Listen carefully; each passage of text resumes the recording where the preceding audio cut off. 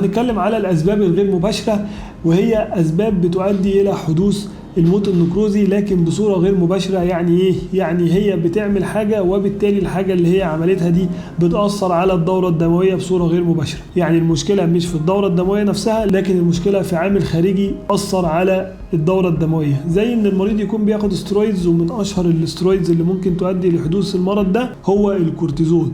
واللي لازم نعرفه عن الكورتيزون ان هو مش بيعتمد على الجرعات اللي خدها المريض، هي بتعتمد على ان المريض تعرض للكورتيزون سواء مرة واحدة او اكتر من مرة، ودي بتختلف من مريض لاخر. يعني في مريض ممكن ياخد كميات كبيرة جدا من الكورتيزون وما يحصلوش حاجة، وفي مريض ممكن ياخد جرعة او 2 حاجة بسيطة جدا نتيجة ان هو كان بيعاني من مرض مثلا لفترة قصيرة وخد جرعتين او 3 كورتيزون. في كلا الحالتين ممكن يؤدي الى حدوث المرض.